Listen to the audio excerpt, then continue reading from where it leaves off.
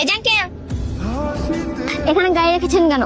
এখানে গাড়ি রাখা নিষেধ। আমার বাবা বাইক নিয়ে বের হবে, আপনি গাড়িটা সরান। গাড়ি সরাতে ফেলবো তো, তোমার বাবা আসলে বাইক বের করবে যখন তখন গাড়ি সরাতে ফেলবো। আমার মা যদি এখানে থাকতো আপনার টেঙ্গি ভেঙে ফেলতো। নেক্সট টাইম দেরি করে আসলে একদম তোমার টেঙ্গিটা ভেঙে দিব, তখন বুঝবা। তুমি আবার এরকম করছো? সরি বলান। আমার মেয়ে তার বাবা গ্রামে অবৈধ সম্পর্ক প্রতিরোধের জন্য দিনের পর দিন সংগ্রাম করে যাচ্ছে। তোর মেয়ে ও কাকা এলাকার ছেলে মেয়ে প্রেম করে তখন তো আপনি বাধা দেন, আর আপনার পাশে লীলা খেলা চলতেছে। কাকাই তো দুনিয়ার মানুষের রূপ ধরে বেড়ায়, এদিকে যে কাকার বাড়িতে পুরো একটা আস্ত হাসপাতাল, কাকার দিকে মনোযোগী নেই। ভাই শুনেন আসলাম ভাই, জীবনে কিন্তু প্রেমেরও দরকার আছে। প্রেম ছাড়া পৃথিবী পুরাই অন্ধকার। শোন, কালকে সবাই বিকালে ডাকবি। আর শুনেন আসলাম ভাই, আপনার মেয়ে সহ আপনি কালকে থাকবেন। আর সাহেব তোর বাপের আমি ফোন দিতেছি, তোর বাপের সকালকে বিচারে থাকবি।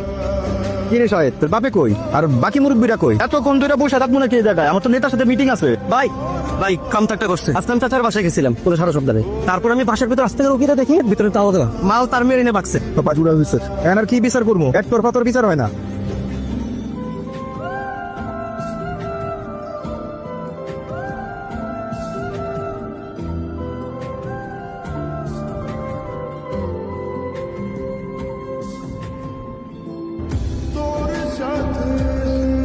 আমি ওকে কাপড় চেঞ্জ করে নিয়ে আসি। কি সুন্দর পরিবার আপনার। মিস্টার সাহেব, আমি আপনাকে খুব ভালো করেই চিনি আর আপনার নামটা আমার জানা। আমাদের কি কখনো পরিচয় হয়েছিল আগে? না, আপনার সাথে আমার কখনো পরিচয় হয়নি। আমার পরমা সুন্দরীর সাথে আপনার পরিচয় ছিল, তার সাথে আমি আপনাকে চিনি। আমার খুব ইচ্ছা ছিল যে কখনো আপনার সাথে যেন আমার একবার হলেও দেখা হয়, যে কোন মানুষটার জন্য আমার পরমা সুন্দরী এত সাফার করেছে। থ্যাংক ইউ সো মাচ আমার সংসারটা না ভাঙার জন্য। আপনাকে দেখার পর আমি ভয় পেয়ে গেছিলাম যে আপনি এমন কোনো কিছু বলে ফেলেন কিনা যে আমার সংসারটা নতুন করে ঝামেলা তৈরি হয়। আপনারা দুজনেই ব্যাপারটা তো সুন্দর করে হ্যান্ডেল করে নিলেন যে মনে হয়নি যে আপনাদের মধ্যে কোনো সম্পর্ক ছিল।